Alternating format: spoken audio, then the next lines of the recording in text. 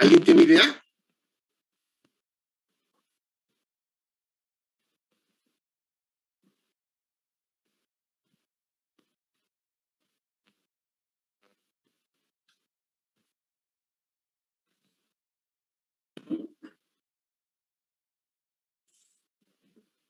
¿No? Bueno, que esto está relacionado en las dos primeras partes anteriores de las que les hablé, sí, que les señalé, es que si el, existe entre los tiburones y los peces un desarrollo diferencial de ciertas regiones del encéfalo, ¿sí? Como consecuencia, ¿sí?, del desarrollo de diferencial también de diferentes órganos de los sentidos. Es decir, que los tiburones, sí, están más desarrollados, aquí lo vemos, los lóbulos olfatorios. Es decir, ellos emplean y tienen más desarrollado el sentido del olfato. Mientras que los peces, como lo vemos en esta imagen, ¿sí?, los peces tienen más desarrollado, ¿sí?, la región de los lóbulos ópticos en el encéfalo y por lo tanto tienen un mayor desarrollo del sentido de la vista. ¿Sí? Además, vean, en los tiburones se menciona que prácticamente no hay diferencia en el desarrollo, por lo menos en volumen, del cerebelo en comparación con la médula oblonga o la médula espinal. Prácticamente, sí, el cerebelo es apenas un ligero ensanchamiento de esa médula espinal. En cambio, en el cerebelo de los peces óseos tenemos, sí, un desarrollo, sí, mucho más perceptible en comparación con los tiburones. Bueno, se menciona que el desarrollo de estas dos partes del encéfalo en los peces óseos con respecto, ¿sí?, a los tiburones tiene que ver, ¿sí?, con el desarrollo de pautas de comportamiento que son mucho más complejas en este grupo que en los tiburones. Sí. Y por ejemplo, si vamos a los colores, ¿qué tan importantes son los colores para los peces óseos en comparación con los tiburones? ¿Sí? ¿Alguien me podría mencionar algunas evidencias de que los colores son más importantes para los peces óseos que para los tiburones?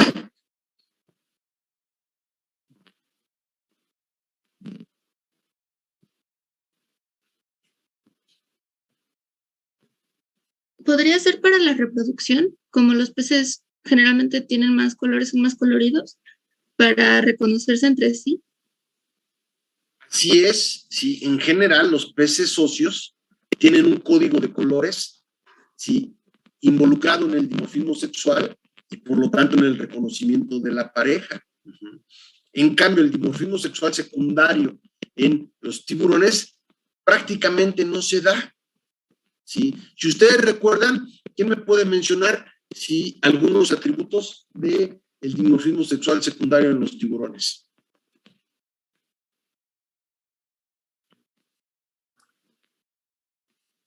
La modificación de las aletas dorsales. No, de las dorsales no. De las pélvicas. De las pélvicas con la aparición de los gonopterigios, pero eso no lo presentan todos los tiburones. ¿Cuál sería un carácter, sí, sexual secundario, sí, que permite distinguir hembras y machos en los tiburones, rayas y demás, de manera general? Pues es poco aparente el dimorfismo sexual secundario en estos organismos. ¿Sí? Lo que se sabe en general es que quiénes son más chicos, las hembras o los machos. Profesor, su audio se escucha un poco raro. ¿Dónde? Su audio se escucha un poco raro. De repente no se entiende lo que dice. ¿Me escuchan bien ahorita? No, se escucha como interferencia, no sé, algo extraño. No sé a qué se deba, no tengo encendido ningún aparato. ¿Sí? Pero bueno, a ver, déjenle subo el volumen. Déjenme ver.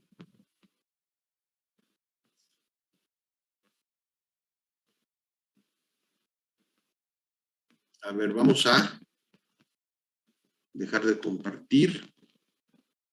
Vamos a subir el volumen. Micrófono. Déjenme.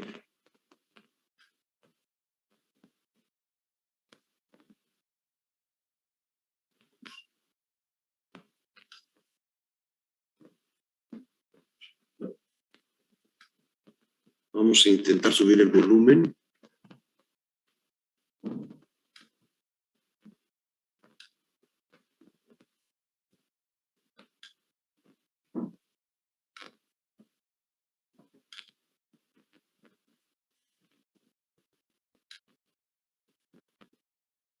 ¿Me escuchan mejor, jóvenes? ¿O me escuchan igual? Se escucha igual, pero un poco más alto. Sí, pero alcanzan a escucharme. Ahí ya se escucha mejor. Sí, subir al máximo el volumen. Ya se escucha chido. Bueno, gracias. Vamos a regresar entonces a compartir la pantalla. Sí. Y entonces señalábamos, el dimorfismo sexual secundario en los tiburones es poco aparente. Si acaso está dado por el tamaño. ¿Sí? En general, si no mal recuerdo, los machos son más grandes que las hembras, ¿no? ¿O es al revés? Yo sabía que era al revés. Si es que no recuerdo, y ahorita ando despistado, ¿sí? Pero bueno, dejémoslo así. ¿Sí? El dimorfismo sexual secundario en los tiburones se manifiesta en el tamaño, pero ¿a poco en la coloración se manifiesta? No, ¿verdad? Sí. En algunos encontramos, sí, en los machos, órganos intermitentes que son los gonopterígeos, pero esos son en algunos. En cambio, si nosotros revisamos, sí, el dimorfismo sexual secundario en los peces socios, nos vamos a dar cuenta que en muchos de estos, incluso es un patrón generalizado, existen sí, un dimorfismo sexual secundario asociado a la coloración y a los patrones de coloración. ¿Sí? Un ejemplo típico es, ustedes conocen los peces beta. ¿Sí? Normalmente vemos a los machos. ¿Han visto a las hembras? Sí, Sí. ¿Qué tan diferentes son en color, Brenda? muy diferentes, son como grises. Son como grises. Sí, pero además, ¿qué otra característica podrías mencionar que distinguen a las hembras de los machos en los beta? El tamaño de las aletas. El tamaño, sí, sí, de las aletas. Sí. Y bueno, entonces, si tanto la coloración como otros caracteres, sí, sexuales secundarios son importantes en el reconocimiento de la pareja en los peces, cosa que en los tiburones no. Eso nos indica que si el código de colores, sí, y algunas formas son importantes para el reconocimiento de la pareja, pues precisamente el sentido de la vista tiene que estar más desarrollado. ¿Sí? Pero además, si ustedes recuerdan, patrones de información, ¿sí? Que son utilizados o para parecer de esa, más bien, para ¿sí? Parecer ¿sí? Otro organismo, quizá más grande, ¿sí? O quizá un depredador, tienen coloraciones que asemejan a los depredadores, o que los hacen ver más grandes, o que todo el pez parece ser nada más los ojos de otro pez. ¿Sí? ¿Sí? Y son patrones que finalmente son un lenguaje entre los peces. ¿Sí? Estos patrones de coloración, de formas, pues sí, son detectados por los peces gracias, ¿sí? Al sistema, al sentido de la vista. Y eso es integrado, desde luego, si los ojos son más grandes y la vista es más, el sentido de la vista es más importante para los peces, hay un mayor desarrollo de los lóbulos ópticos. ¿Sí? ¿Se entiende? Sí. Ahora, sí. En cuanto al comportamiento o a las pautas de comportamiento que radican también en esta zona del cerebro, en el cerebelo, ¿sí? Si ustedes han visto algunos videos, ¿sí? Los peces tienen sistemas de cortejo para la selección de pareja mucho más elaborados que los elasmobranquios y los grupos que preceden. Y no voy a poner aquellos que solo tienen que ver con el reconocimiento de jerarquías sociales. Por ejemplo, en peces de arrecife, los juveniles tienen un color, los machos. Las hembras tienen, las hembras juveniles tienen otro color. Las hembras listas para la reproducción tienen otro color diferente a los dos anteriores y no todas las hembras que están maduras y listas para la reproducción, pero que sexualmente ya son maduras, tienen ese mismo color. Es decir, tenemos hasta ahorita un código de 4 colores. Y en los machos es igual. Podemos tener machos maduros, pero en algunos sistemas solo los machos dominantes se aparean. Y esos machos dominantes desarrollan o ciertos patrones de coloración, o ciertas modificaciones en su morfología corporal. Y entonces todo este sistema, o es más bien todo este código de colores y formas, tiene que ser reconocido visualmente. Ahora, existen otros patrones de comportamiento donde incluso los peces, durante la época de reproducción, tienen que realizar, algunas actividades diferentes a los despliegues corporales para conseguir pareja.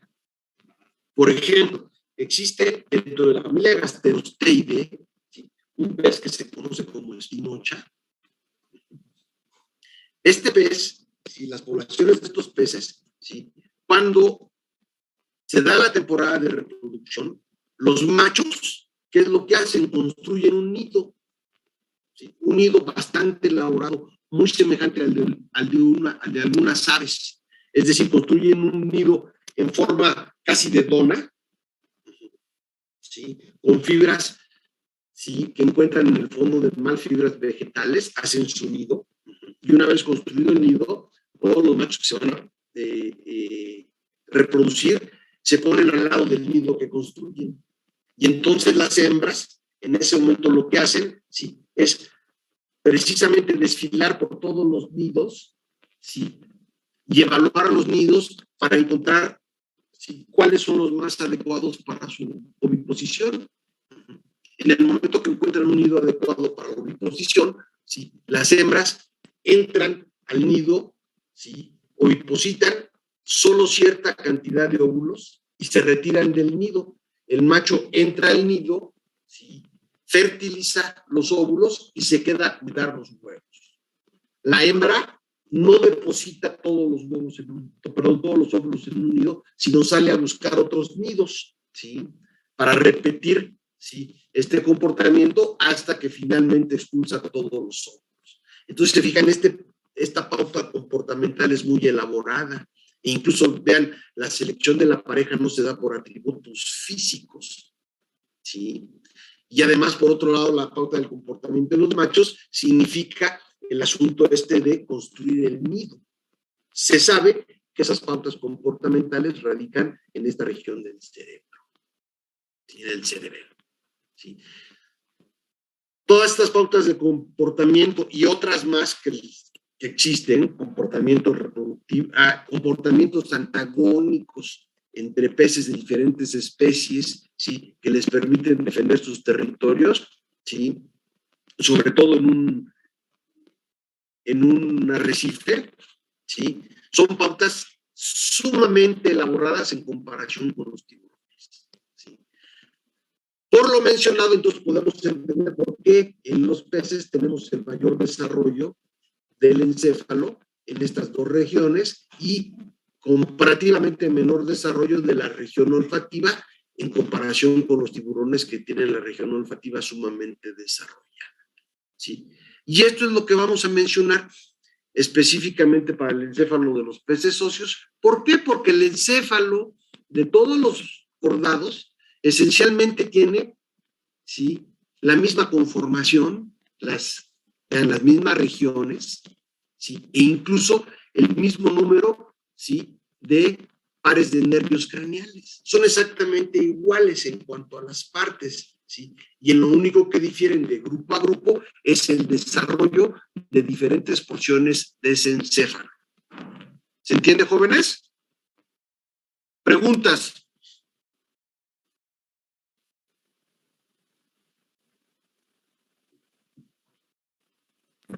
No, profe, todo bien. ¿Continuamos? Bueno, entonces pasamos a la siguiente diapositiva, ¿sí? Que es el sentido de la vista. También los ojos anatómicamente son muy similares, ¿sí? Si revisamos los diferentes grupos de cordados.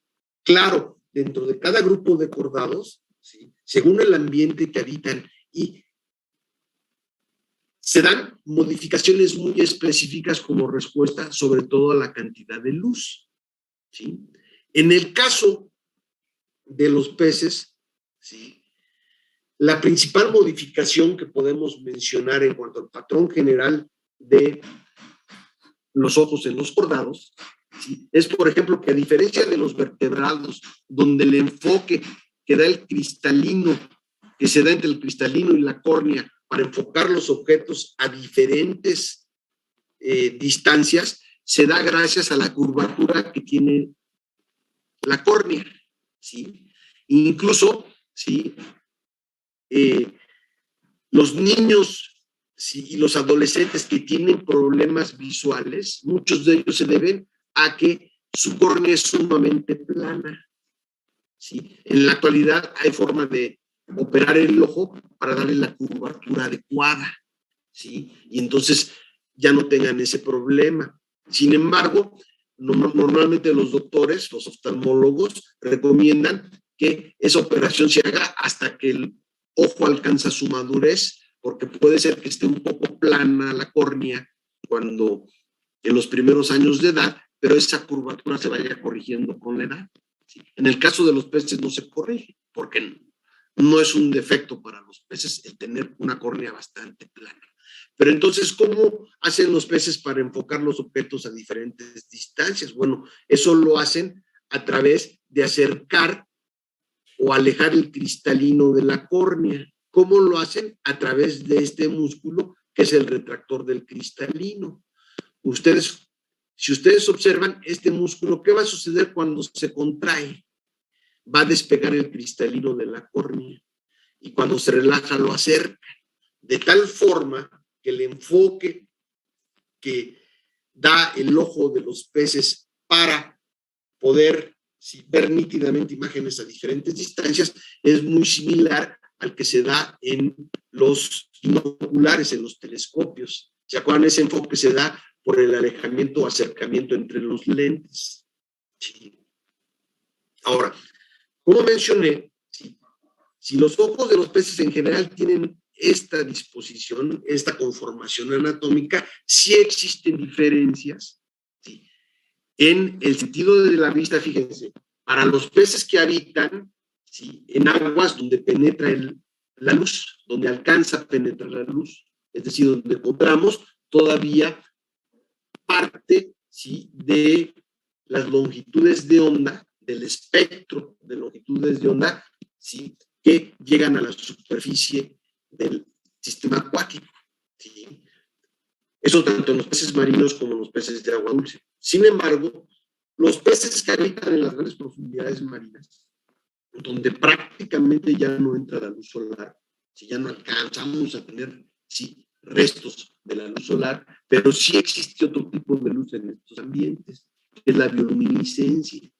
Y entonces los peces tienen que desarrollar un sentido de la vista y por lo tanto unos ojos muy grandes que permitan aprovechar al máximo, ¿sí? Los pocos indicios que tengan de luminosidad a esas profundidades, porque esa luminosidad significa dos cosas, bueno, tres cosas: depredadores, comida o pareja, ¿sí?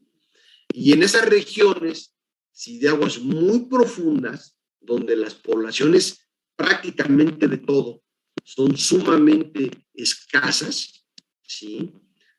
¿Sí? Los peces no se pueden dar el lujo de decir no veo la bioluminiscencia, porque eso implica no alimentarse, ¿sí? Caer en las presas de un depredador o incluso no reproducirse. Hay especies en regiones abisales, ¿sí? Que a lo mejor durante todo su ciclo de vida solo tienen la oportunidad de reproducirse una vez o ninguna. Las posibilidades de reproducirse son muy bajas. Y si no distinguen esos destellos dados por la bioluminiscencia, ¿sí? Del sexo contrario, pues entonces a lo mejor pasa una hembra o un macho, no va a haber el reconocimiento y no se van a poder reproducir en todo su ciclo de vida, ¿sí? Vean, entonces en las ramas profundas se desarrollan ojos, ¿sí? Que tienen que captar el mínimo de luminosidad. En contraste, en los ambientes dulceacuícolas, en los ríos, ¿sí? Subterráneos, ¿sí? Es decir, ríos, ¿sí? Que encontramos en cuevas, ¿sí? En sistemas de cuevas, en cavernas, ¿sí? Ahí sí, en estos ríos prácticamente no llega la luz, hay carencia total de luz. De ahí la estrategia de los peces es diferente. En los peces cavernícolas, si ustedes han visto fotos de peces cavernícolas, los peces cavernícolas son anoftalmos. ¿Qué significa eso? Sin ojos. También normalmente son apigmentados, no necesitan pigmentos para protegerse de la luz solar, puesto que no llega. ¿Sí? ¿Por qué son anoftalmos? Bueno, porque definitivamente durante el ciclo de la vida de los peces no conviene gastar energía en el desarrollo de un órgano que va a ser inútil. No lo vamos a ocupar, puesto que no hay luz, entonces no vamos a ver para qué desarrollamos. ¿Se entiende? ¿Preguntas, jóvenes? No, profesor. ¿No? Aquí viene la segunda tarea que les voy a subir al Classroom, pero se las adelanto. ¿Sí? La segunda tarea tiene que ver, ¿sí? Con que me describan las diferencias, ¿sí? Las principales diferencias anatómicas, ¿sí? Entre los ojos de los peces que habitan los sitios donde penetra la luz, ¿sí? ¿Sí? Y los peces de las profundidades donde no alcanzan, donde no se alcanza a tener restos de la luz solar que incide en la superficie. ¿Sí? ¿Se entiende? De todas maneras, lo van a tener en el Classroom. ¿Sale? ¿Más o menos se entiende la pregunta? Sí, profe. Bueno, muchachos, y revisando un poquito lo de la entrega de las tareas y del seminario, pues yo soy muy respetuoso de los calendarios que acordamos al inicio, pero yo creo que no lo meditamos bien, y en el caso me parece que de ustedes el seminario, la entrega del seminario queda muy apretada, ¿no? Porque lo tendrían que entregar, ustedes lo tienen que entregar que el 17, ¿no? Sí. Según el calendario, el 17, ¿sí? Pero vamos a hacer una cosa, ¿sí? Todas las tareas y el seminario, ¿sí? El último momento para entregarlo es antes del examen. El examen me parece que es el 30 de marzo. ¿Sí? Ok, profe. Gracias, Sí, pero profesor. ahí sí ya no se puede posponer el plazo. ¿Sí? Creo que les doy 13 días, ¿sí? Que les dan la tranquilidad para preparar su seminario, ¿no? Sí. Y bueno, finalmente esta parte concluye con con el examen, y entonces les doy ese lapso de tiempo para que entreguen tareas y seminario. ¿Sale? ¿De acuerdo o no?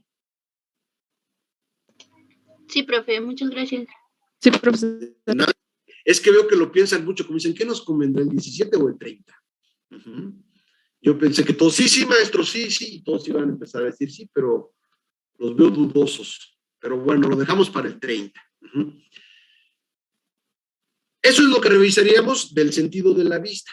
¿Sí? De ahí pasamos, ¿sí? A lo que es el sentido del olfato. Permítanme, ahora todo en mi computadora está fallando. Ahí tenemos representado, ¿sí?, lo que es un saco olfatorio en los peces.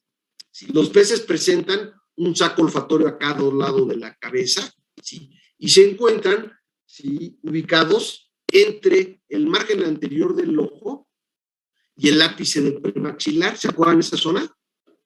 ¿Sí? Sí, ahí tenemos los lóbulos olfatorios. ¿Sí? Esos lóbulos olfatorios son dos sacos olfatorios. Perdón, no son lóbulos. Los lóbulos olfatorios son las porciones del cerebro donde se integran, ¿sí?, la respuesta olfatoria, ¿no? Más bien son sacos olfatorios. Esos sacos olfatorios son simples sacos a cada lado de la cabeza, los cuales están revestidos de un epitelio olfativo, ¿sí?, que evidentemente tiene células quimiorreceptoras. ¿Sí? Y para que funcionen estas células quimiorreceptoras necesitan tener estímulos de sustancias disueltas en el agua. ¿Sí? Para que esto funcione, normalmente los sacos olfatorios tienen un poro inhalante y un poro exhalante para que el agua pueda entrar y ser expulsada también, para que haya recambio de agua y por lo tanto de sustancias que son las que van a estimular estas células quimiorreceptoras. ¿Sí me siguen? Bueno, esta es la conformación normal, ¿sí?, en la mayor parte de los peces. Es decir, es por eso que en los peces normalmente vamos a distinguir dos orificios nasales a cada lado de la cabeza. ¿Se entiende? Sin embargo, ¿sí?, de manera secundaria hay peces, ¿sí?, como algunas morenas, por ejemplo, donde de manera secundaria existe otro epitelio, ¿sí?, que cubre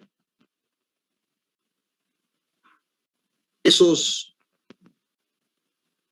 poros que mencionamos, ¿sí?, y les da salida por un solo poro, pero forman un túbulo de tegumento.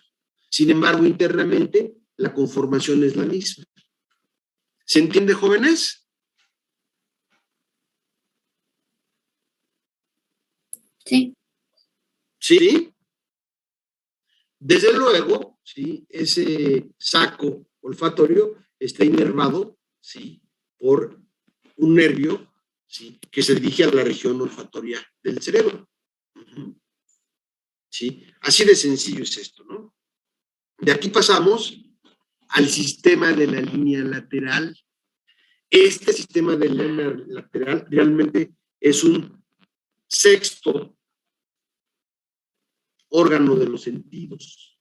O sea, no es película, ya ven que luego en las películas, no, yo tengo un sexto sentido. No, los vertebrados terrestres no tenemos un sexto sentido. En cambio, los vertebrados acuáticos realmente tienen un sexto sentido, ¿sí? Y este es el sistema de la línea lateral, que ya está presente en los tiburones y en los organismos acuáticos está presente y se mantiene incluso hasta en los anfibios. ¿Sí? Es decir, este sistema de la línea lateral solo tiene sentido en los ambientes acuáticos. ¿Alguien recuerda, ¿sí?, qué tipo de estímulos son los que se perciben a través del sistema de la línea lateral?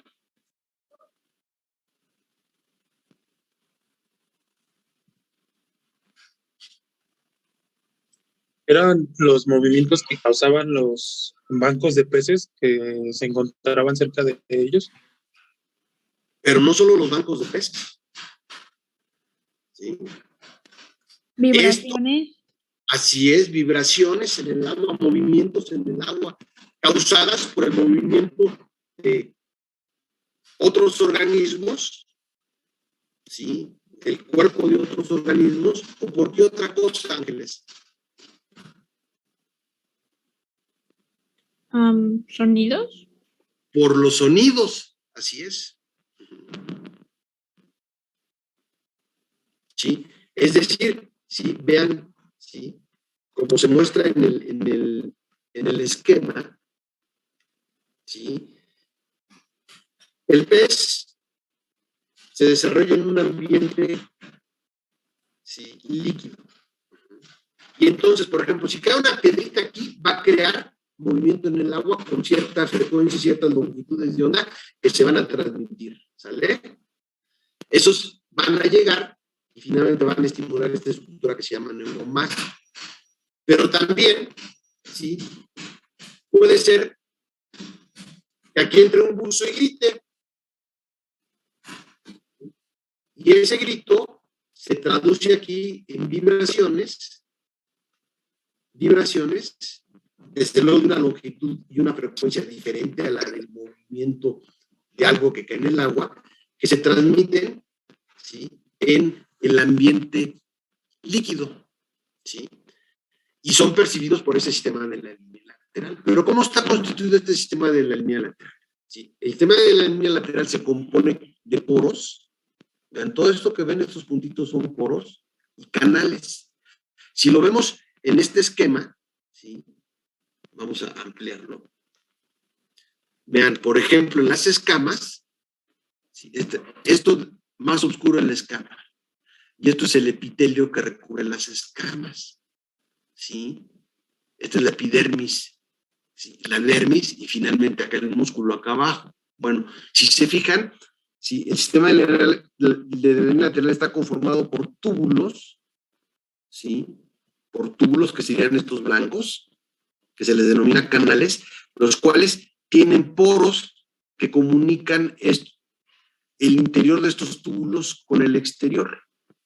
¿Sí? Y ese sistema de poros y canales conducen, ¿sí? A, ¿sí? Sistemas de canales por debajo de la dermis, donde además vamos a encontrar una estructura, ¿sí? Permítanme tantito, ¿sí?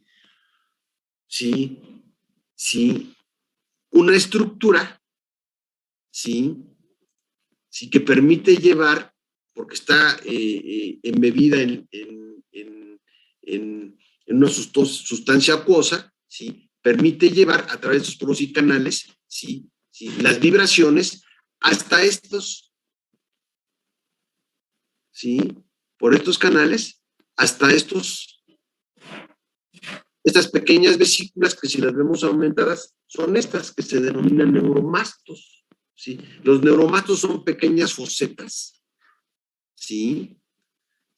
Que en el fondo de la foseta, ¿sí? Tienen, ¿sí? Células mecanorreceptoras, las cuales están inervadas por nervios de la rama lateral del vago. Ven, aquí recorre toda esa rama lateral del vago, esos nervios, ¿sí? Llegan a los neuromastos. Y entonces, ¿qué sucede? ¿Sí? Llegan las vibraciones del agua, se conducen esas vibraciones, ¿sí? A través, ¿sí? De la sustancia líquida que rellena, ¿sí? Estos túbulos y entran por los poros, ¿sí? Hasta llegar a estos canales más internos y finalmente esa onda llega hasta la foseta del neuromasto y estimula a las células mecanorreceptoras, ¿sí? Y como veíamos, esos poros están por todo el cuerpo, ¿sí? Entonces, ¿sí? Cuando los organismos reciben esos estímulos, ¿sí? No solo reciben información en cuanto a que hay un sonido, aunque hay una vibración que puede ser interpretada como un sonido o como el movimiento de una presa o como el movimiento de un depredador, sino que también, ¿sí? Como esos poros están repartidos por todo el cuerpo, ¿sí? Al recibir las ondas, ¿sí? Imagínense, si aquí hay una perturbación, vienen las ondas y estimulan estos con cierta frecuencia y cierta longitud de onda, pero las ondas siguen vibrando y también llegan aquí, pero ya llegan a una longitud de onda y una frecuencia diferente, ¿sí? Por acá pueden pasar por este lado también las ondas y estimular acá, pero con una intensidad, ¿sí? De frecuencia, ¿sí? ¿Sí? Una longitud de onda diferente y una dirección diferente. Entonces, todos estos vectores que estamos señalando de cómo se perciben esas perturbaciones debidas a sonido o movimiento en el agua, permiten integrar esos vectores en el cerebro para que el pez incluso sepa, sí, de dónde provienen esas vibraciones del agua. ¿Se entiende, jóvenes?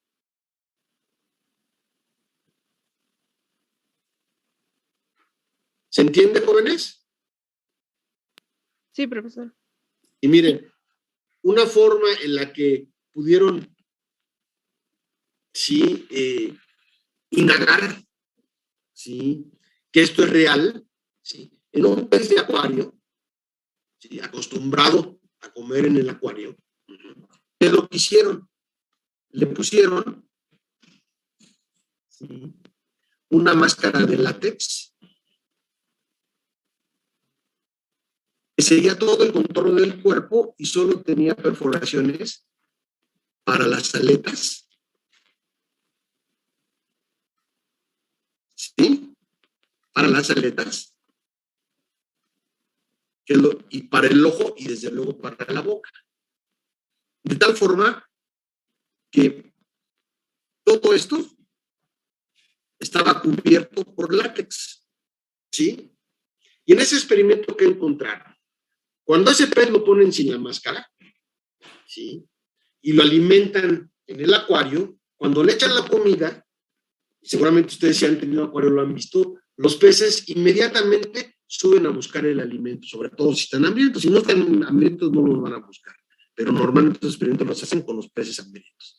Y salen, pero disparados hacia el lugar donde se les aventó el alimento, es decir, no los buscan por todas partes, sino saben dónde cayó el alimento.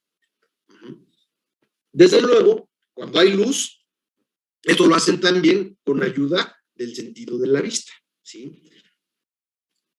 Pero se ha visto que ustedes pueden darle de comer a estos peces en la noche.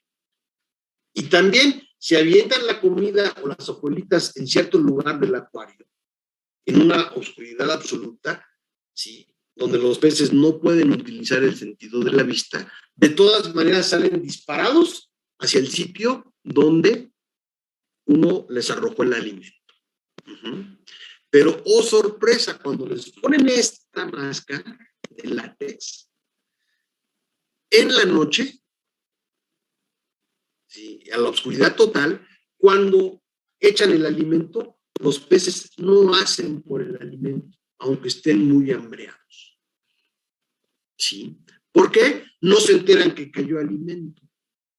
¿Sí? Y desde luego, si un alimento les pasa por aquí y lo perciben por el olfato, lo van a comer. Pero no hacen por ir al sitio donde se les administró el alimento porque el sistema de la línea lateral está bloqueado. ¿Sí? Y en la oscuridad total, insisto, cuando los peces no tienen bloqueado su sistema de la línea lateral, ¿sí? Cuando cae el alimento no empiezan a buscar por todas partes. Se dirigen justo a la zona donde cayó el alimento. ¿Se entiende cómo esta evidencia nos hace ver, ¿sí? La importancia que tiene, ¿sí? Los estímulos mecánicos, ¿sí? Que percibe la línea lateral, ¿sí? ¿Se entiende, jóvenes? Sí, profe. ¿Alguna pregunta?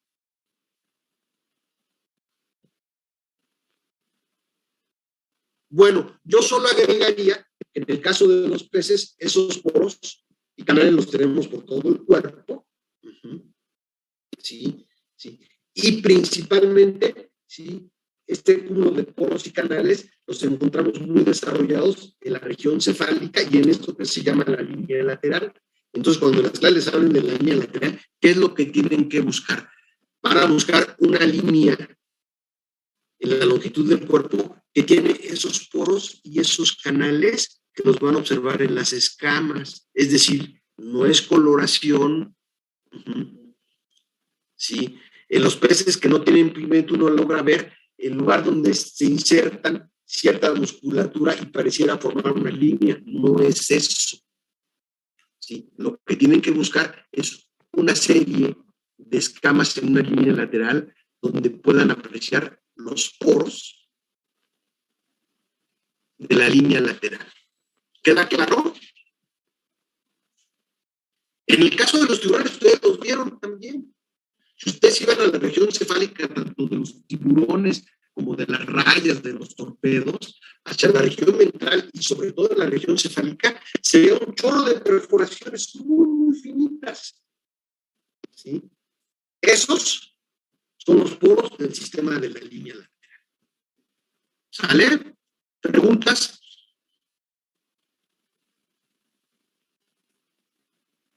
¿Preguntas, jóvenes? ¿Continuamos? ¿Sí me escuchan bien?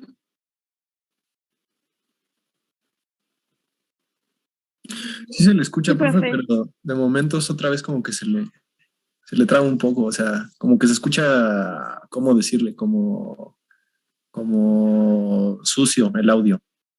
De repente, ¿sí? Ajá. Bueno, es raro, ayer no pasó, ¿no? Y estoy dándolo justo otra vez en la cocina porque están trabajando ahí en el garage y luego se escucha ruido, pero Mire, se me hace raro. ahorita, por ejemplo, que no dijo nada de la clase, se escuchó perfecto. Se me hace, Pablo, que lo que no quieres es tomar clase. No, te lo juro, ahorita que comentó lo de la... Ya lo sé que no, pero bueno, procuremos avanzar, ¿no? Pero más o menos han seguido. Sí, ma. Sí. Sí, profe. Bueno, vamos a seguir con el sistema estatoacústico, ¿sí? Este órgano de los sentidos, ¿qué estímulos percibe?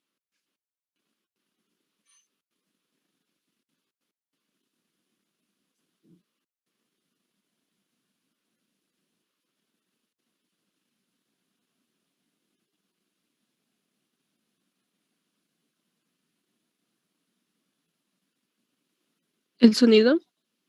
El sonido, Brenda, perfecto, ¿sí? O sea, estímulos sonoros. ¿Y qué otro? El nombre lo dice, acústico, sonido. ¿Y estato? ¿Estática? No estática. ¿Tiene que ver con el equilibrio? No es con el equilibrio precisamente. Se traduce luego con pérdida del equilibrio, sí, pero sí, es algo más complejo. El equilibrio es como, bueno, vamos a ver, podemos pasar justo caminar sobre una línea, sí, sobre una cuerda, sobre una barda delgada, sí. No, esto tiene que ver con algo más allá de eso. La dirección en la que van. Más allá de la dirección.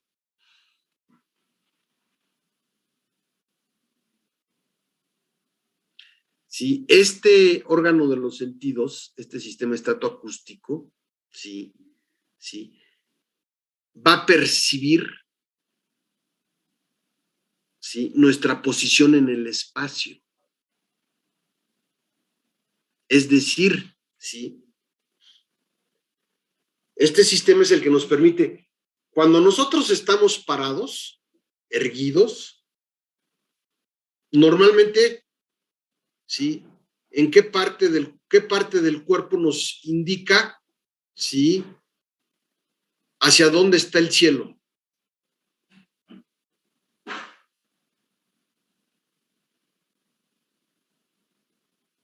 ¿Qué parte del cuerpo? Pues la parte superior de la cabeza, ¿no? Pero si estamos acostados,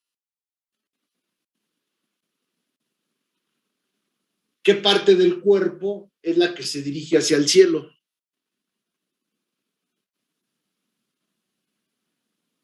ya no es la parte superior de la cabeza, ¿verdad? Es la cara y el vientre.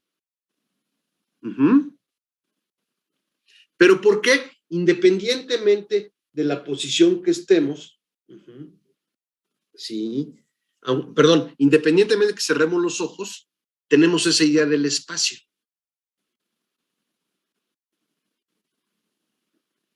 Sí, pues precisamente por, sí, este órgano de los sentidos que se llama laberinto membranoso.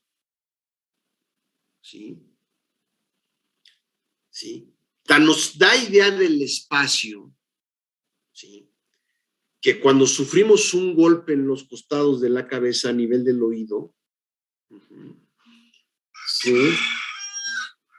A nivel del oído, ¿sí? Eso suele tener a veces repercusiones, por lo menos momentáneas, hasta el oído interno, que el oído interno es precisamente el laberinto membranoso del que vamos a hablar, ¿sí? ¿Y qué sucede cuando nos dan un pelotazo ahí? ¿Sí? ¿Qué sensación tenemos? ¿O qué sensación se tiene? ¿Alguien recuerda cuando le dan un golpe aquí?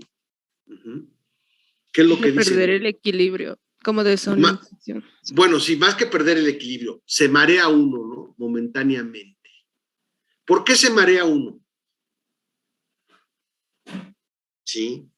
Porque de repente, para el laberinto membranoso, ¿sí? Lo que es arriba, ¿sí? Lo que es la posición vertical, ¿sí? La percibe a un lado, como girada, ¿no? ¿Sí? Y el suelo lo percibe en otro lado. Y al siguiente segundo cambian estas percepciones y entonces parece que todo nos gira. Tenemos ahí un problemita de percepción del espacio. ¿Sí? A ver, denme un segundito, por favor.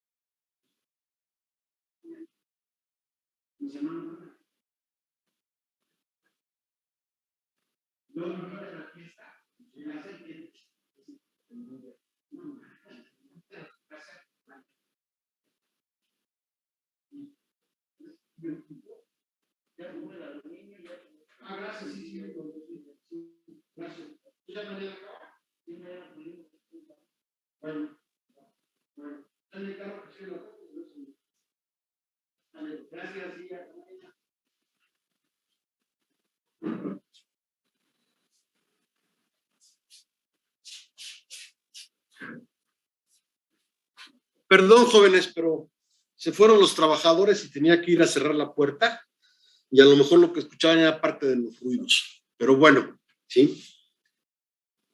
Fíjense, el laberinto membranoso, ¿sí? Que es parte del oído interno, que además es el único que tienen los peces. Los peces no tienen oído externo, no van a ver un pez con orejas, ni tienen un oído medio, solo tienen el oído interno. Ese oído interno, que es el laberinto membranoso, ¿sí? Se aloja. A ver, permítanme, déjenme pongo el... Ay, ¿por qué no me sale? Se aloja en las cápsulas ópticas del neurocráneo. Son estas cápsulas de hueso y adentro está el laberinto membranoso. Bueno, ¿sí? Tan da la idea del espacio, ¿sí? Que también otro problema que se tiene cuando se infecta el oído medio, ¿sí? Ya ven, hay personas que la infección del oído les llega hasta el oído medio, interno, que es bastante peligroso, y estas personas padecen de vértigos, ¿sí? Y de dolor de cabeza. El dolor de cabeza precisamente provocado por los vértigos, ¿no? Eso que sentimos que todo se nos mueve, ¿sí? Porque entonces perdemos una noción exacta de nuestra ubicación en el espacio. En el caso de los peces, ¿sí? Si alguien ha tenido peces que se les han enfermado de hongos o de bacterias, ¿sí?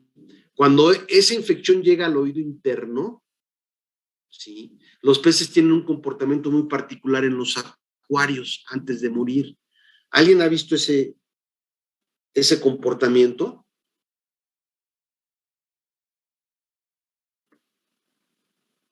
Se voltean. Así es, ¿sí? Es decir, empiezan a nadar muy erráticamente, ¿sí? Y finalmente incluso nadan con la panza hacia arriba antes de morir y por varios minutos, pueden ser horas, ¿sí? Es una indicación ya cuando un pez está nadando boca arriba, es que la infección ya la tiene en el oído medio, en el oído interno, perdón, ¿sí? ¿Y por qué nada con la panza hacia arriba? Porque ya perdió noción del espacio también. E incluso antes de nadar boca arriba, si nada muy erráticamente, nada hagan de cuenta como paradito, en sentido vertical o un poco diagonal, ¿sí? De repente hacia abajo, de repente bien, de repente con la panza hacia arriba. Y es porque se ha dañado el oído interno o laberinto membranoso. Entonces, ¿sí? Este sistema de los sentidos, el estrato acústico, está conformado por esta estructura que ustedes ven aquí, que se llama laberinto membranoso y que está inmersa en las cápsulas ópticas del cráneo. ¿Sí?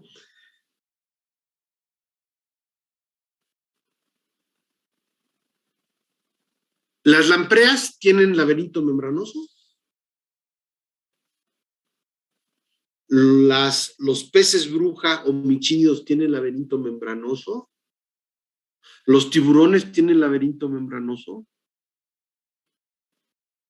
A ver, jóvenes, ¿qué me dicen?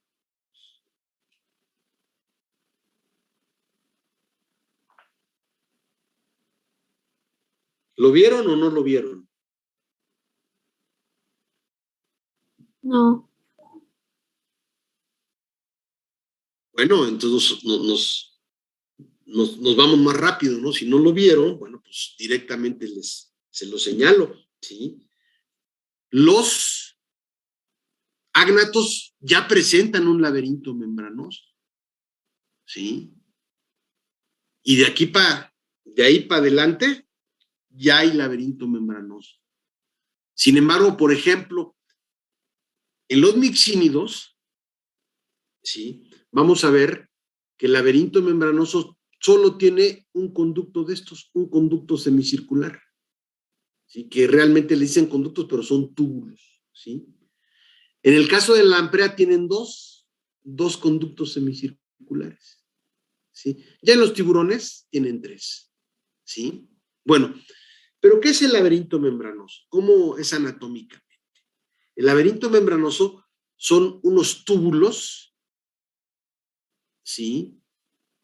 Y un saco, o sáculo que le llaman aquí, un saco, ¿sí? Todos estos están huecos, ¿sí? Son de origen endodérmico, y están revestidos internamente por un epitelio constituido por células mecanorreceptoras. ¿Sí me siguen? Bueno. Y además, sí, el interior tanto de los túbulos como del sáculo está embebido de endolinfa, está lleno de endolinfa. Y adicionalmente, en el interior, por ejemplo, del sáculo, tenemos este gran huesito que realmente es un hueso diminuto, pero gran huesito porque casi ocupa todo el sáculo, que es la sagita. ¿Sí? No me interesan los nombres, pero sí cómo funciona esta estructura. ¿Sí? Y esta está aquí en el sáculo. ¿Sí? Por otro lado tenemos, ¿sí?, estos otros otolitos, que se encuentran en los conductos semicirculares que forman en conjunto lo que es el utrículo. Sí, bueno. Pero ¿cómo este sistema que pareciera ser muy sencillo? Bueno, y desde luego, sí, esos epitelios internos con células meconorreceptoras están inervadas, ¿sí? Es decir, tienen nervios que conducen el estímulo mecánico al cerebro, a la región óptica, ¿sí?, del cerebro. Bueno, ¿sí? Pero ¿cómo es que capta esos estímulos el laberinto membranoso? ¿Alguien tiene idea? Tenemos que hablar de cómo es que capta, ¿sí? Cómo es que capta los sonidos y cómo es que capta esos estímulos que nos dan idea del espacio.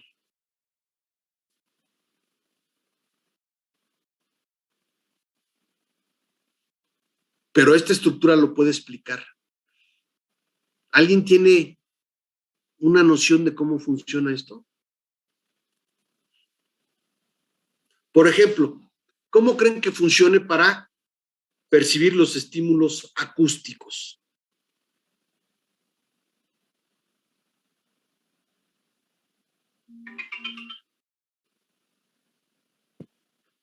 ¿Eh?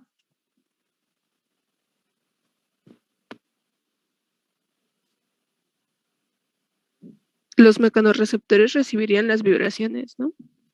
Sí, o sea, ¿qué es lo que sucede? ¿Sí? Llegan las vibraciones acústicas, ¿sí?, penetran al laberinto membranoso como tal y mueven este otolito.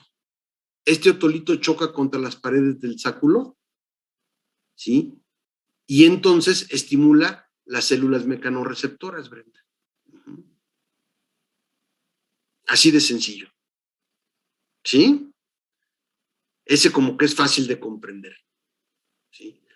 Pero cómo este laberinto nos va a permitir recibir estímulos que nos den idea de nuestra posición en el espacio.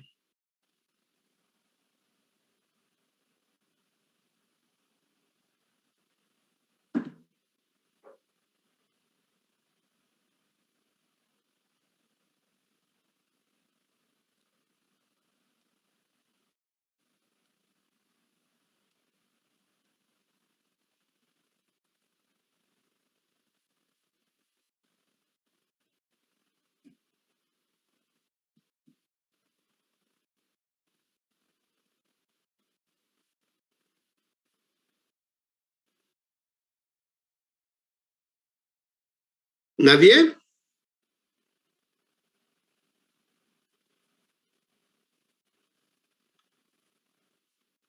¿Conocen algún instrumento que ayude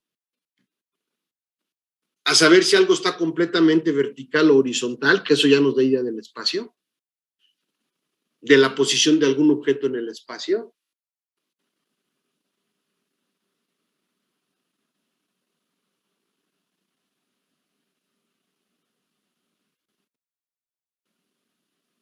Es decir, como un carpintero.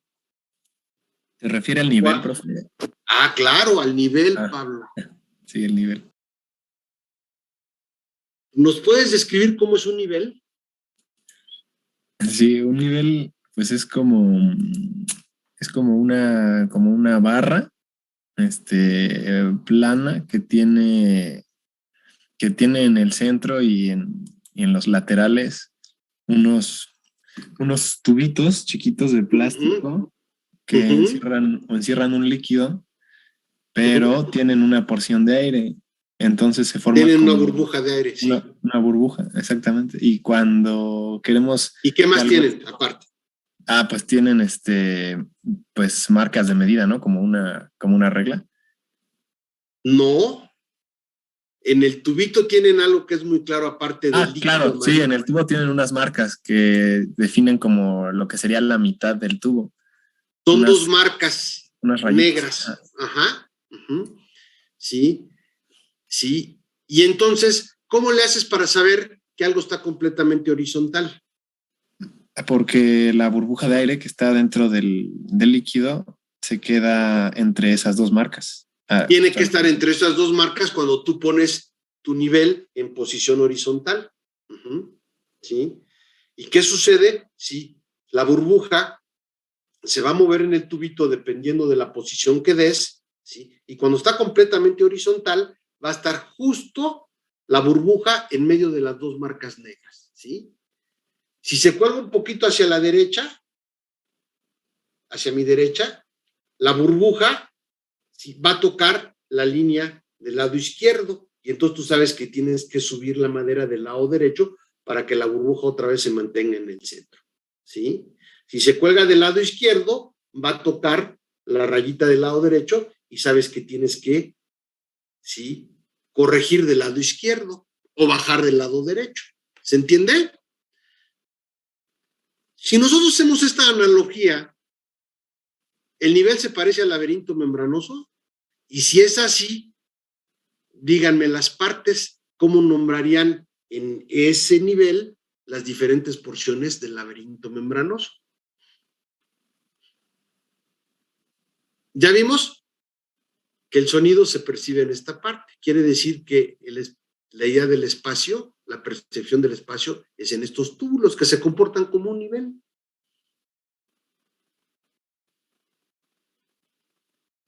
Pues muy sencillo, ¿sí? El tubito que nos decía Pablo, ¿sí?, sería un conducto semicircular. En este caso tenemos 3 porque nos da idea de las 3 dimensiones. Aquí nada más tenemos en el nivel 1, aunque hay niveles que tienen 2 tubos de manera perpendicular, ¿sí? Pero bueno, hablemos de uno solo para que sea simple. El tubito sería un conducto semicircular, ¿sí? El líquido amarillo, ¿qué sería? La endolinfa. La burbuja, ¿qué sería? El otolito que está en el interior, ¿sí? Y las líneas, de manera análoga, ¿sí?, serían las células mecanorreceptoras, porque cuando la burbuja toca, ¿sí?, una de las marcas, inmediatamente, ¿qué hacemos? Nos movemos nosotros o movemos la madera. Eso Sí, significa profe. que... Aquí tengo así es, perfecto. Ahí lo tengo. ¿Sí? No sé si ¿Sí? se vea. Sí se ve, claro que se ve. Uh-huh. Entonces, esas rayitas serían las células mecanorreceptoras, que serían las que recibirían el estímulo de la posición. ¿Por qué? Porque cuando la burbujita, que correspondería, ¿sí?, a un, ¿cómo se dice? ¿Cómo quedamos? A un huesito de estos, ¿sí? ¿Sí? Cuando la burbuja toca una de las líneas, recibe una respuesta de nosotros para corregir. Claro, ¿sí? Esas células, esas marcas, nosotros percibimos, ¿sí?, que son tocadas por la burbuja a través del estímulo visual cuando las toca, ¿sí? Pero imagínense, ¿sí?, en el interior, ¿sí?, no hay una burbuja, sino más bien hay un huesito que está flotando y de repente toca una célula mecanorreceptora, ¿sí? Y entonces es como si tocara la línea negra del nivel, se recibe el estímulo, ¿sí? Y eso se interpreta en el cerebro como si el cuerpo está un poco ladeado, está completamente vertical o está acostado. ¿Se entiende? Sí, profesor. Sí. Y desde luego, vean, ¿sí?, el laberinto membranoso tiene 3 conductos semicirculares que nos dan idea, ¿sí?, de la verticalidad, horizontalidad, pero también de la profundidad. Me refiero a la profundidad, por ejemplo, no a la profundidad marina, me refiero, por ejemplo, si ustedes quieren alinear un entrepaño, a lo mejor lo tienen muy horizontal o perfectamente horizontal, ¿sí? En la parte de enfrente del entrepaño, pero a lo mejor en el fondo del entrepaño está colgado hacia abajo, ¿sí? Entonces necesitarían tener un nivel que les dé la horizontalidad en el frente de la tabla, que va a ser el entrepaño, y otro nivel que les dé la horizontalidad del fondo, ¿sí? Es decir, en 2 dimensiones, ¿sí? Como el nivel que nos presentaba el compañero, pues tiene varios tubitos, ¿no? ¿Sí? De esta manera, de manera análoga, ¿sí? Funciona, de manera análoga a un nivel, funciona el laberinto membranoso.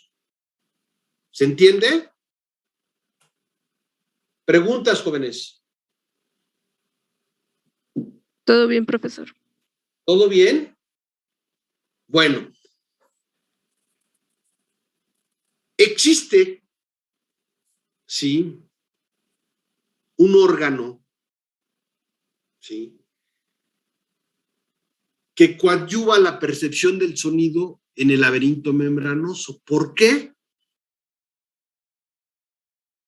Porque conduce, ¿sí? Ondas sonoras al laberinto membranoso y además las conduce ya amplificadas. Ese órgano es la vejiga gaseosa. ¿Se acuerdan que vimos la clase pasada? Sí, aquí tenemos 2 esquemas de la vejiga gaseosa. Nosotros quedábamos que la vejiga gaseosa puede percibir, ¿sí? Ondas sonoras que llegan, tocan las paredes de esta vejiga gaseosa, ¿sí? Y por su conformación empiezan a vibrar, pero, ¿sí? Esta cámara actúa como una cámara de resonancia y amplifica el sonido, lo mismo acá, ¿sí? Pero ¿cómo le hace para conducir, ¿sí? Esas ondas sonoras hasta el laberinto membranoso? ¿Cómo es que se conducen esas ondas sonoras? Bueno, ¿sí? En algunos peces, la vejiga gaseosa, ¿sí? Forma 2 lóbulos anteriores, vean aquí, 2 lóbulos anteriores en la vejiga gaseosa. Y esos lóbulos tocan las cápsulas ópticas del cráneo, donde se aloja el laberinto membranoso. Esa es una solución para coadyuvar, ¿sí? A la percepción del sonido, mediante la conducción y amplificación de las ondas sonoras por la vejiga natatoria. Pero existe otro patrón estructural, que es, aquí tenemos, el que tenemos señalado aquí tenemos, ¿sí? La vejiga gaseosa, ¿sí?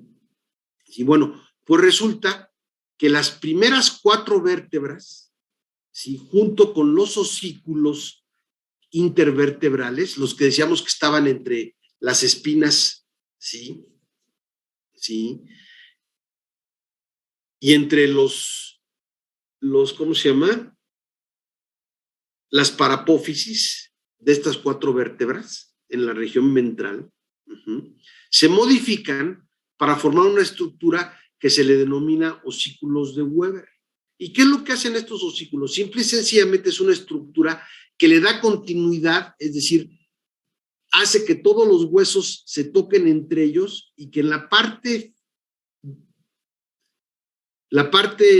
posterior de esos 4 osículos entren en contacto con la vejiga gaseosa y la parte anterior toque, ¿sí? Las cápsulas ópticas, y entonces se pueda transmitir el sonido amplificado hasta las cápsulas ópticas y por lo tanto, ¿sí? Pueda pasar el sonido a el laberinto membranoso, ¿sí? Al sáculo específicamente, ¿sí? Ahora, aquí habría que preguntar, las ondas sonoras en el ambiente acuático viajan, eso, ¿no? En un medio líquido. Llegan al cuerpo, tienen que atravesar el cuerpo para llegar a, ¿sí? La vejiga natatoria. Y luego de ahí se tienen que transmitir a través de las vértebras y llegar a unas cápsulas hechas de hueso también, o sea, material sólido. Y de ahí pasar las ondas laberinto membranoso. La pregunta sería, el hecho de que las ondas sonoras pasen de un ambiente líquido y se propaguen, ¿sí?, en materiales sólidos, ¿sí?, ¿eficientará la transmisión del sonido o no?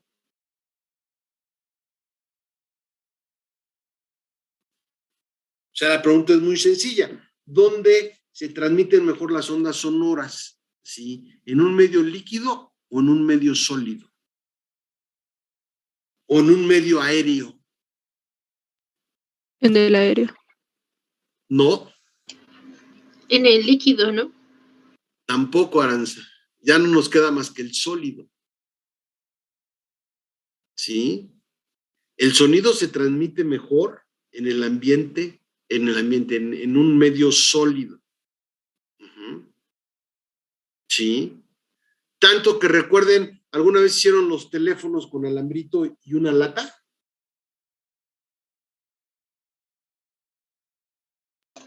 Sí. ¿Sí? O bueno, por lo menos lo vieron en la película esa de qué, de Somos Niños, o no sé cómo se llama esa película.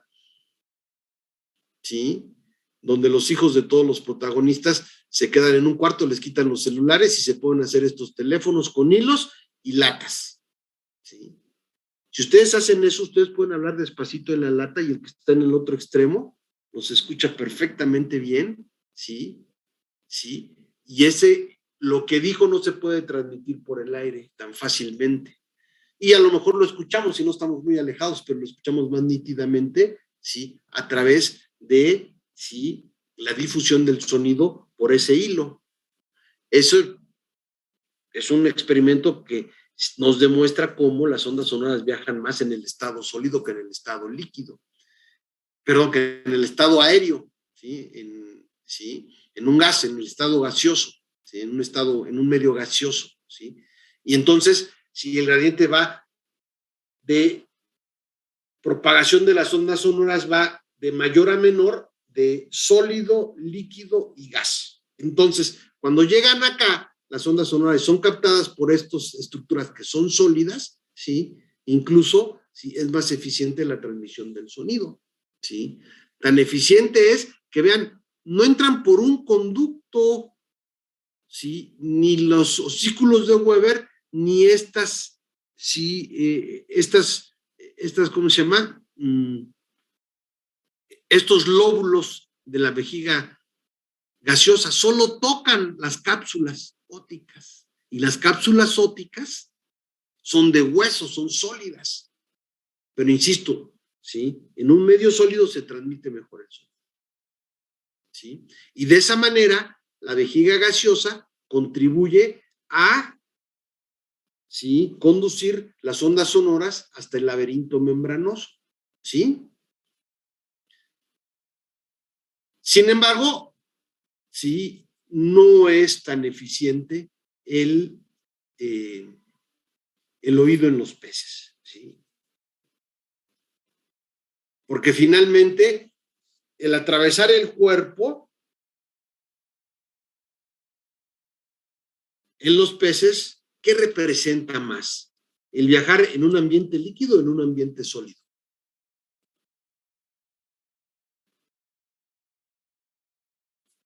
¿Se entiende la pregunta?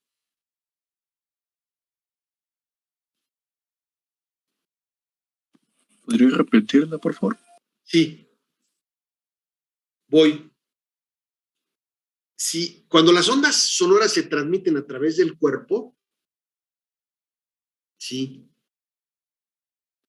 ¿cómo interpretarías tú?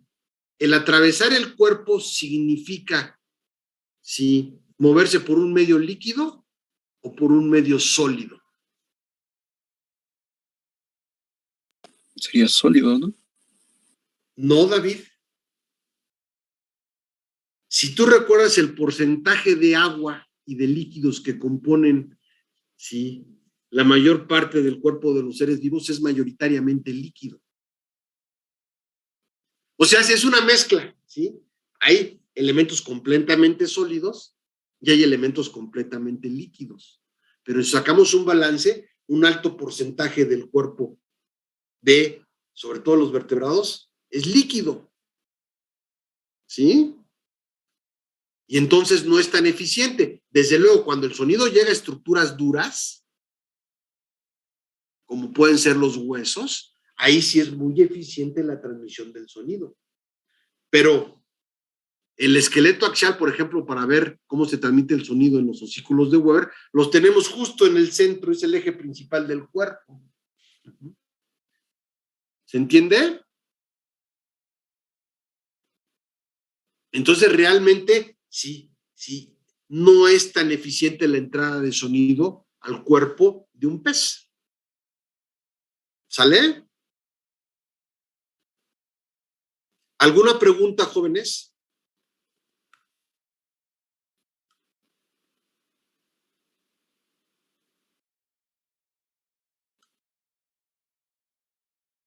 ¿Alguna pregunta en cuanto a este sistema estatoacústico?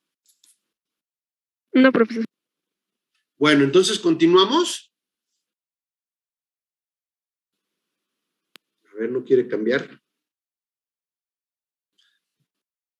Pasamos a revisar lo que es, ¿sí?, la osmorregulación y la excreción en los peces. Esa se da esencialmente a través de los riñones, ¿sí? Aunque, a ver, bueno, ¿quién me señala la diferencia entre osmorregulación y excreción? Sobre todo si hablamos de los riñones que juegan el papel en la osmorregulación y la excreción. ¿Qué diferencia hay entre esos dos términos? Es más, uno implica sacar ciertas cosas a través del riñón, ¿sí? Y el otro, otras cosas diferentes. A través de la excreción, ¿sí?, ¿qué es lo que expulsan los riñones hacia el exterior? Desechos. Desechos, sustancias tóxicas para el cuerpo. Y a través de la osmorregulación, ¿qué es lo que desecha los riñones hacia el exterior? Iones. ¿Y qué más, Brenda? Y agua. Así es, sales y agua. La excreción, en el caso de los peces, también se puede dar a nivel de las branquias. En las branquias suelen excretarse ciertas sustancias de desecho, ¿sí? Pero la mayor parte de la excreción en los peces se da a través de los riñones, ¿sí? Sí. Ahora, sí, los riñones son esenciales, desde luego, para la osmorregulación. Ahorita platicaremos de ellos, pero los riñones, sí, son dos masas. Los riñones son pares y los encontramos en la parte dorsal de la cavidad celómica, casi adosados a la pared dorsal. ¿Sí? Los riñones están conformados o se conforman por tejido mesonefrítico, ya que el tejido pronefrítico en los peces durante el desarrollo embrionario se pierde. ¿Sí? Cada riñón tiene su conducto, ¿sí?, que es un conducto mesonefrítico, el cual recolecta, ¿sí?, la orina. ¿Sí? Ambos conductos mesonefríticos, ¿sí?, se fusionan hacia la parte posterior de los riñones, de la cavidad celómica, ¿sí?, para formar, ¿sí?, el conducto urinario, que en algunos peces suele ensancharse antes de vertirse hacia el exterior, pero este tejido, esa vejiga tiene prácticamente una nula capacidad de almacenamiento de orina. En general, es muy sencilla la conformación anatómica, ¿sí?, del riñón. Sin embargo, vamos a ver que los riñones son muy importantes en la osmorregulación. ¿Por qué? Porque los peces se enfrentan, ¿sí?, a diferentes condiciones osmóticas, dependiendo del ambiente que habita, ¿sí? Así, por ejemplo, ¿sí?, los peces de agua dulce son hiperosmóticos con respecto al ambiente, mientras que los peces marinos son hiposmóticos con respecto al ambiente. Y eso representa problemas claramente muy diferentes en cuanto a la función que debe tener el riñón, los riñones, perdón. Por ejemplo, en el caso de los peces de agua dulce que son hiperosmóticos con respecto al ambiente, ¿sí? ¿En qué dirección fluye el agua y en qué dirección fluyen las sales? Con respecto al ambiente.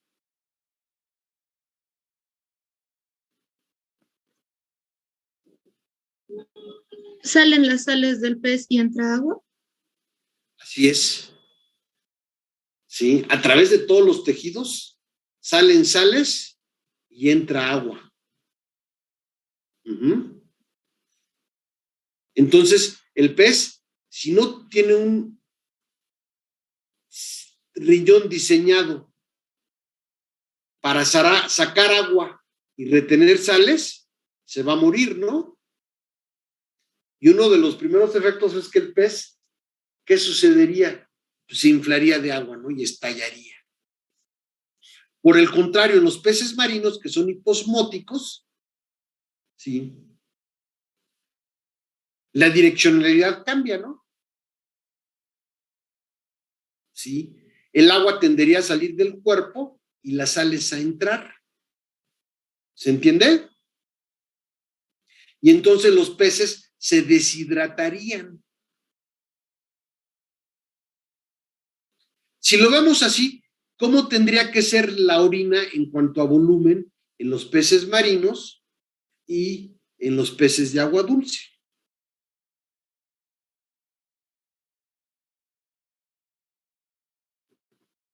Sería menor en los de agua dulce. No, Brenda. Recuerda que en los de agua dulce el agua tiende a entrar. Entonces, ¿qué tienen que hacer los peces? Intercambiar agua.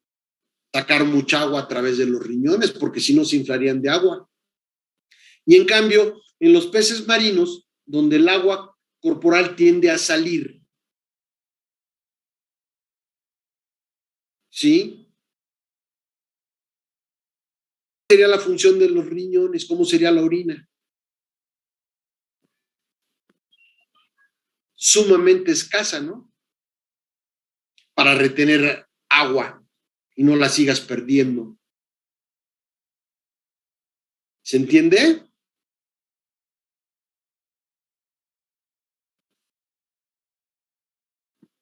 ¿Sí se entiende? Bueno. Tercera y última tarea, tiene que ver con esto. ¿Cuáles son las adaptaciones anatómicas que diferencian los riñones de los peces de agua dulce con respecto a los peces marinos?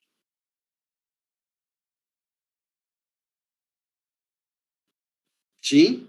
También se las subo a Classroom, ¿sí? No se preocupen, yo se los subo, pero es para adelantárselos, ¿sí?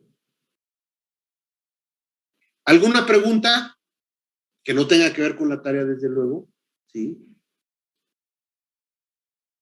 Está fácil, ¿no? ¿Podemos continuar? Profesor, Sí, escucho, Brenda. ¿cómo dijo que se llamaba el tejido del que estaban hechos los riñones? El tejido mesonefrítico. Es tejido mesonefrítico. Y además cabe aclarar, sí, hacia la parte anterior, que es más masivo el riñón, ¿sí? Y está constituido también por tejido mesonefrítico. Aquí incluso lo vemos, vean aquí cómo se prolonga el riñón. Esta parte, sí, tiene más bien una función linfoide. Sí, la parte más anterior de ambos riñones, ¿sí? Y entonces, la parte anterior de los riñones de los peces, ¿sí? No juega un papel en la osmorregulación ni la excreción. Es una función linfoide, ¿sí? Nada más, ¿sí? Pero el riñón está conformado por tejido mesonefrítico. ¿Sale? Gracias. De nada, Brenda. ¿Alguna otra pregunta? Bueno, algo que no aclaré, ese conducto urinario, ¿sí? Puede primero, ¿sí? Llegar a un seno urogenital, ¿sí? Donde se junta con los conductos, ¿sí? Gonádicos, ¿sí? Y de ahí, a través de un orificio, ¿sí? Que sería un orificio urogenital, sale al exterior. ¿Sale? O puede unirse directamente sin formar un seno urogenital, los conductos, ¿sí? Gonádicos, y expulsar, ¿sí? A través de un poro, ¿sí? Hacia el exterior, o pueden estar separados, ¿sí? Es decir, vertir hacia el exterior de manera independiente. ¿Sale? Bueno. Si no hay preguntas, pasamos al último tema de esta revisadita muy general de la anatomía de los peces, que es el aparato reproductor. El aparato reproductor, tanto masculino como femenino, en general está conformado por dos gónadas, ya sean dos testículos, ¿sí? O dos ovarios, uno a cada lado del cuerpo. En los machos prácticamente no cambia esta conformación, es decir, dos testículos, ¿sí? Los cuales vierten sus productos o se recolectan los productos, ¿sí? En vasos eferentes, los cuales se comunican a un conducto longitudinal, ¿sí? Los vasos eferentes de cada una de las gónadas. Ese conducto longitudinal conduce, ¿sí? El esperma, ¿sí? Hacia la parte posterior, donde en la parte posterior se puede unir, ¿sí? El conducto, ¿sí? Longitudinal, ¿sí? Con el conducto urinario, ¿sí? ¿Sí? Y estos, a su vez, finalmente, ¿sí? Los de ambos lados se pueden unir en un, ¿sí? Se unen, perdón, con el conducto urinario, ¿sí? Pueden desembocar en un seno urogenital y después, ¿sí? Vertir al exterior, ¿sí? Su contenido a través de la abertura urogenital, ¿sí? En general, podemos decir que esa es la disposición también en los ovarios, es decir, los ovarios más generalizada y más simple de los ovarios es que tenemos un ovario a cada lado del cuerpo. Los ovarios se continúan con un oviducto, ¿sí? El cual se dirige hacia la región posterior, hacia un seno urogenital, donde también desemboca, ¿sí? ¿Sí? ¿Cómo se dice? El conducto urinario. Y eso sucede en los dos lados. Sin embargo, no es el patrón estructural único en los peces. En los peces podemos tener las masas ováricas independientes del oviducto, como lo ven en el esquema B. Es decir, tenemos el ovario no tiene oviducto, sino el oviducto se desarrolla de manera independiente y es un tubo, un ducto, que tiene una abertura en el interior de la cavidad peritoneal y una abertura en un seno urogenital, donde se reúne con, ¿sí? Desde luego con, ¿sí? El conducto urinario, ¿sí? Entonces, en este caso, cuando maduran los óvulos son vertidos a la cavidad celómica peritoneal, ¿sí? ¿Sí? Y entonces los óvulos migran hacia la abertura interna o la abertura peritoneal del oviducto y de ahí migran hacia el exterior. Estos dos patrones también los encontramos en los tiburones. ¿Sí? ¿Conocen un patrón diferente a estos dos que acabo de mencionar?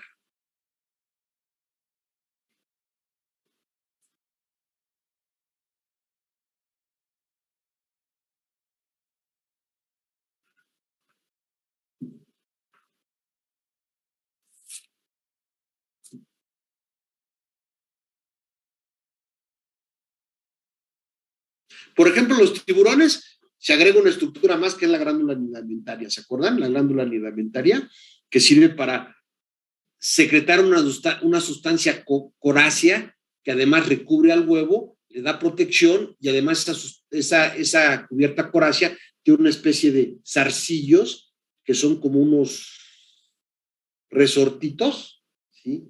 Que permiten anclar esa estructura, ¿sí? Una vez que es depositada al ambiente, a vegetación para que se mantengan fijos, ¿sí?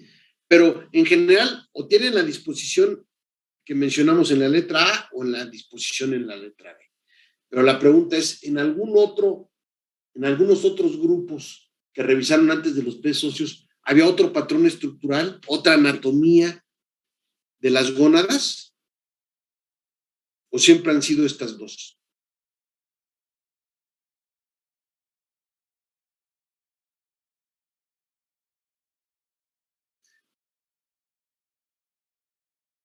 Por ejemplo, ¿cómo es el aparato reproductor en las lampreas?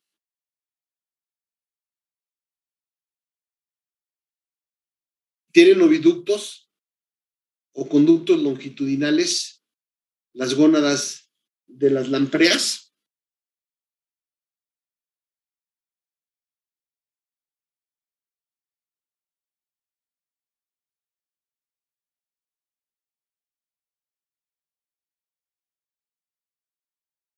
¿Nadie recuerda eso?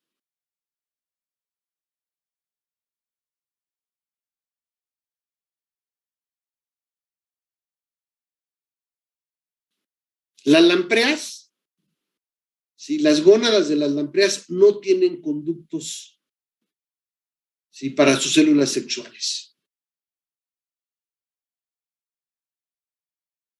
La pregunta sería entonces, ¿cómo es que esas células sexuales llegan al exterior?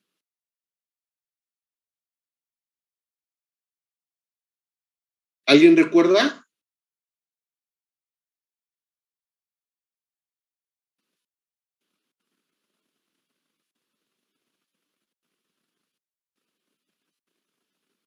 ¿Qué sucede cuando maduran las células sexuales en el ovario y en los testículos? Cuando se va a dar la reproducción.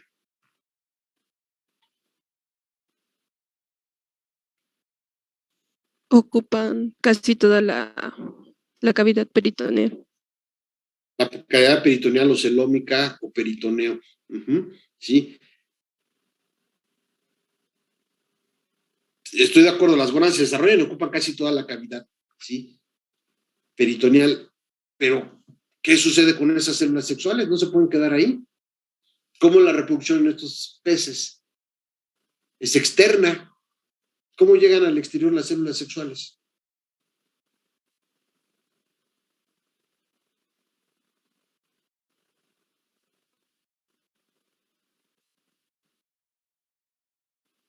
Es una pregunta obligada, ¿no? ¿Cómo? Si no tienen, ya les dije, sus propios conductos.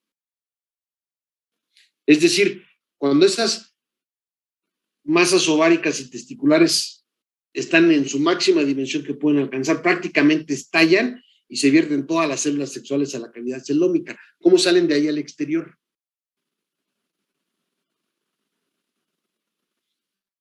Para que vean que sí existía, sí, otro patrón estructural de las gónadas en los cordados. Esas gónadas no tienen sus propios conductos y entonces tienen que hacer uso del conducto urinario. ¿Sí? ¿Qué es lo que sucede? El conducto urinario, ¿sí? Desde luego que recorre todo el peritoneo, toda la cavidad peritoneal.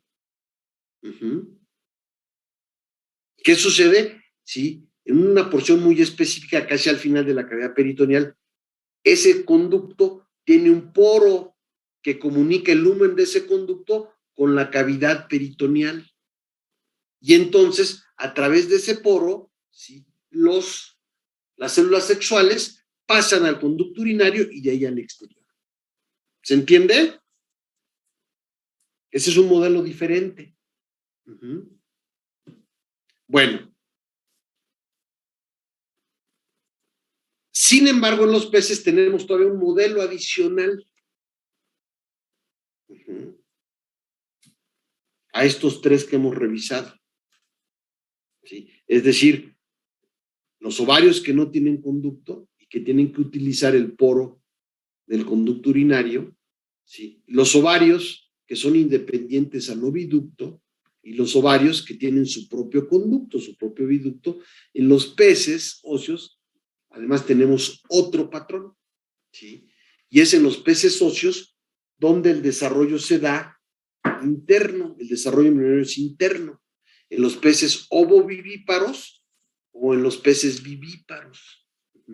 En estos peces, ¿sí?, que los podemos ejemplificar con la familia Pecilidae y con la familia Godeidae, ¿sí?, en estos peces los dos ovarios se fusionan y se forma solo una masa ovárica, es decir, estos peces solo tienen un ovario. Ese ovario, hacia la región posterior, desarrolla su propio oviducto, que permite, ¿sí?, primero, en la reproducción, llevar, ¿sí?, los espermas hasta el ovario para fecundar los óvulos, ¿sí? O, en el caso del avivamiento, en el momento del avivamiento, conducir los nuevos pececitos hacia el exterior. El desarrollo, ¿sí?, de los huevos es en el ovario, ¿sí? El ovario se transforma en un útero durante el desarrollo embrionario.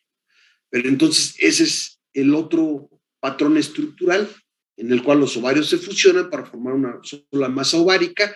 Esa masa ovárica tiene su propio oviducto, ¿sí?, y esto se da en los peces ovovivíparos o vivíparos. ¿Se entiende, jóvenes? Sí, profe. ¿Alguna pregunta?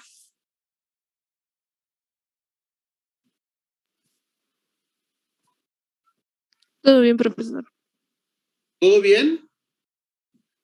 Bueno, sí. Con la revisión breve, sí, de las particularidades del aparato reproductor, sí, en los peces óseos, daríamos por terminada esa revisión muy breve de la anatomía de los peces. En esta revisión, ¿sí?, tocamos los principales aspectos anatómicos, ¿sí?, que van a ser considerados en la diagnosis de los grupos hacia el interior de los teleostomos, específicamente de los peces de aletas radiadas, ¿sí? Y a partir de la próxima clase vamos a empezar a revisar los grupos al interior, ¿sí?, de los peces de aletas radiadas y después de los peces de aletas carnosas, y vamos a ver que ya van a ser muy pocas, ¿sí?, las características anatómicas que se mencionen en la diagnosis que vamos a tener que explicar. Y no las explico aquí porque son muy particulares o para determinados grupos, o son particulares para el caso de los sarcopterigios, de los peces de aletas carnosas, ¿sí? Pero como ese grupo es muy reducido, ¿sí?, en ese momento sí haremos la explicación pertinente. Y aunque es un tema un poco árido, sí, vamos a ver que cuando revisemos los diferentes grupos al interior de tanto los peces de aletas radiadas como los peces de aletas carnosas, ¿sí?, nos va a permitir hacer una revisión rápida de los grupos, porque ya vamos a entender el idioma con el cual nos describen a esos diferentes grupos. Y cabe mencionar que a diferencia del resto de los grupos de vertebrados y de cordados que revisaron, nosotros no vamos a hacer la revisión, ¿sí?, de los peces óseos hasta el nivel de orden, ¿sí? ¿Por qué? Porque no acabaríamos. Es una cantidad enorme de órdenes, inmensa de órdenes. Yo creo que ni en una clase de doctorado, ¿sí? De ictiología sistemática se revisan todos los órdenes, ¿sí? Entonces la revisión que vamos a hacer va a ser por arriba del nivel de orden, ¿sí? Y claro, cada grupo lo ejemplificaremos con algunos órdenes que tengan importancia económica, importancia ecológica, particularidades biológicas que llaman la atención, ¿sí? Y la revisión de esos grupos a nivel de familia y de género, ¿dónde creen que la vamos a ver? En el laboratorio. Vamos a ejemplificar algunos órdenes, ¿sí? Con familias y géneros. Y ahí vamos a ver cómo las características anatómicas que permiten distinguir las familias y los géneros son características muy, muy particulares que además difícilmente tienen un significado filogenético. ¿Sí? ¿Se entiende, muchachos? Bueno, recuerden que para el próximo lunes una sección se tiene que presentar en el Z3 para tener la práctica correspondiente, ¿sí? Y la otra sección, ¿sí? Y eso lo acordamos los profesores, la otra sección, los profesores del curso, la otra sección, ¿sí? Va a tener la práctica a distancia a través de Zoom y la van a tener también conmigo. Lo decidimos así porque pues, lo que normalmente manejamos en el laboratorio es la práctica con los ejemplares vivos, los ejemplares en físico, y esa forma de dar la parte práctica, pues la manejamos todos los profesores del laboratorio. En cambio, esta modalidad de la parte práctica a distancia, pues ya les había comentado, esta parte la ha implementado un servidor y para no meternos en líos, ¿sí? Se decidió que yo mismo impartiera la práctica a distancia, ¿sí? Puesto que he tenido la experiencia durante los 3 semestres que anteceden a este, ¿sí? Y bueno, les aviso que a las 7 tenemos una reunión, no sé si se los dije ayer, para que nos digan las autoridades cómo está el plan de regreso total a la escuela. Yo supongo que aunque ya se haya decidido que debemos regresar a la escuela, actividades presenciales al 100%, no creo que eso se dé de golpe, se tiene que dar de manera paulatina, porque, bueno, pues cada curso, en función de las instrucciones anteriores, tenemos planeadas ciertas actividades y es difícil que las cambiemos de martes a lunes, ¿sí, jóvenes? Entonces, por lo pronto, para la próxima semana, a menos de que les indicáramos algo, sí, yo creo que la parte de peces va a terminar tal y como la tenemos planeada. ¿Sale? Pero eso se los comunicaríamos el lunes, los recordados, o a lo mejor hay profesores que les avanzan en algo mañana, ¿no? Con los profesores que tengan clases mañana. ¿Sí? ¿Preguntas, jóvenes? No, profesor. A mí A ver, sí, se me José, trabó un poquito cuando dijo la tarea. Sí. ¿Puedes repetirlas, por favor? A ver, no te escuché bien. ¿Lo de la tarea? Sí, podría volver a repetirlas. Es que a mí se me trabó un poco el... No te preocupes, te lo digo muy brevemente. Una tiene que ver con las adaptaciones de los peces, o esa no se las dije, ¿verdad? La adaptación que tienen los ojos de los peces en los ambientes donde no llega la luz y en los ambientes donde llega la luz. Esa no se las mencioné, ¿verdad? Sí, profe, sí. Ah, sí la mencioné. Bueno, esa es una tarea. Gracias, Aranza. Y la segunda es la diferencia anatómica entre los riñones de los peces marinos y los peces de agua dulce, ¿sí? De todas maneras, no te preocupes, pues yo se las voy a subir a Classroom. ¿Sale? Ahí viene explicadito, con calma, qué es lo que tienen que hacer. Nada más les recuerdo que tiene que ser a manopla, con la manita, con su pluma o su lápiz, ¿sí? El texto que dé respuesta a estas preguntas. Ya quedamos, Si utilizan esquemas o figuras, esas sí las pueden copiar, ¿sí? Y pegar. ¿Sale? Bueno, si no hay nada más, jóvenes, les agradezco, ¿sí? Su presencia en la clase, ¿sí? Y como no los veo mañana, ¿sí? Pues que tengan un bonito fin de semana y váyanse preparando para el regreso, que yo creo que eso es lo que nos van a decir. ¿Sale, jóvenes? Bonito fin de semana y cuídense mucho. Gracias, profesor. Gracias, profesor. Igualmente. Gracias. Hasta